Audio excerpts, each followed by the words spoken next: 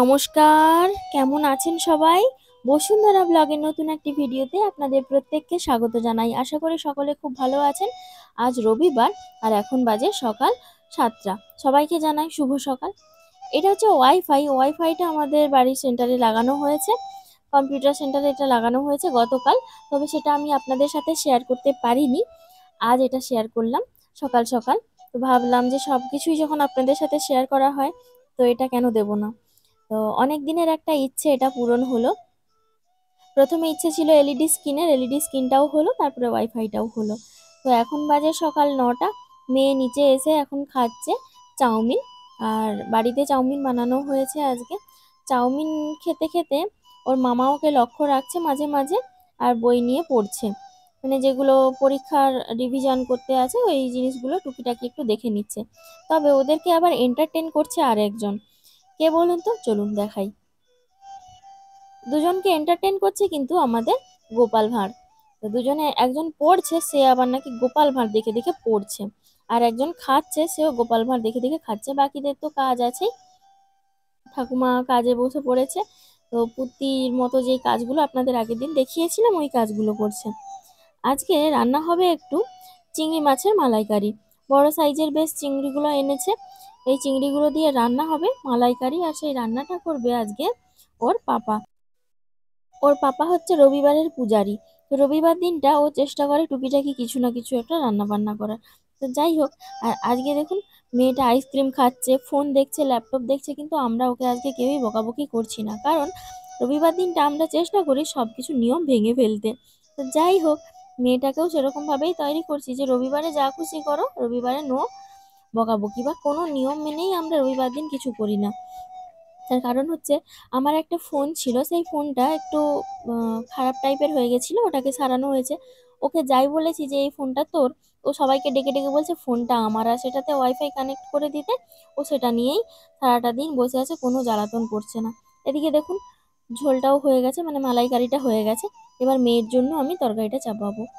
তো মেয়েটা ফোনটা রাখার পরে তারপরে দেখলাম যে ও একটু ফোনটা নিয়ে বেশি ঘাঁটাঘাঁটি করছে, আর স্ক্রিনের বেশ একটু কাছাকাছি থাকছে। সেই জন্য একটু দূরে সরানোর জন্য ফোনটা নিয়ে ওকে ল্যাপটপ ধরিয়ে দিলাম। তো ল্যাপটপ চালিয়ে এখন বসে আছে।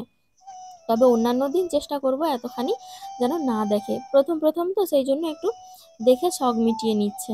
তো অন্যান্য দিন এতটা আর দেখানো যাবে না, অল্প অল্প শুধুমাত্র খাওয়ার সময়টুকু দেখালে আর আমাকে দৌড়ে দৌড়ে খাওয়াতে হয় না।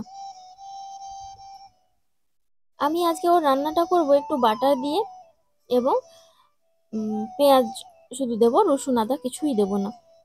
বাটারটা দিলাম এই কারণে, মেয়ের জন্য বাটার এনে রাখা হয়েছিল, বাপি ওকে বাটার খেতে বলেছে।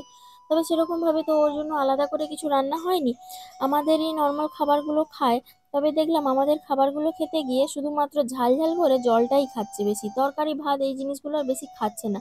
সেই জন্য ভাবলাম অল্প একটু ঝাল দিয়ে রান্না বান্না করে দিই ওর জন্য আলাদা করে, তাতে তরকারিও খাবে ভাতও খাবে, তাতে লাভটা হবে। এতে এবার একটু নুন হলুদ মিশিয়ে ভালোভাবে তারপরে জলটা ঢেলে দেবো।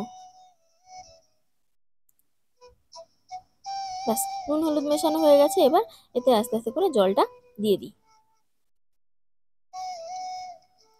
যখন আমরা অফিস যেতাম দুজনেই, যখন ভাড়া বাড়িতে থাকতাম, তখন আমরা রবিবার দিন স্নান করতাম দেরি করে, খেতাম দেরি করে, তারপরে ঘুম থেকে উঠতাম দেরি করে, সমস্ত কিছু লেট বা সব কিছুই একটু ঢিলেমি করেই করতাম।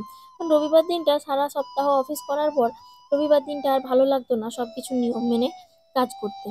এদিকটাতে একটু মোচা দিয়ে মুসুরির ডাল হচ্ছে। এটা হচ্ছে কাঁচকলার মোচা, তবে কাঁচকলার মোচাটা আবার সবাই খায় না, অনেকেই কাঁচকলার মোচাটাকে ফেলে দেয়। তবে আমাদের বাড়িতে কাঁচকলার মোচাটা খাওয়া হয়। আপনাদের আগেই আমি আমার একটি ভিডিওতে দেখিয়েছি কাঁচকলার মোচাকে কিভাবে খাওয়া যায়, অথচ তেতো লাগে না। হোল নাইট একে কেটে রেখে দিলে সেই জলটা ফেলে খেলে কোনো সমস্যা থাকে না।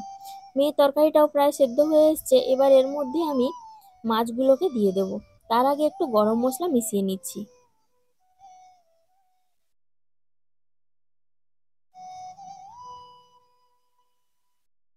ব্যাস, এবার আমি যে ভেজে রেখে দিয়েছিলাম আগের থেকে চিংড়ি মাছগুলো, ওই মাছগুলোকে দিয়ে দিলাম। এরপর একটু নাড়ানাড়ি করে বেশ একটু ফুটে উঠলে তারপরে নামিয়ে নেব। চিংড়ি মাছগুলোকে একেবারে হালকা হাতে ভেজেছিলাম, যাতে করে এই ঝোলটাতে সেদ্ধ করে নিতে পারি।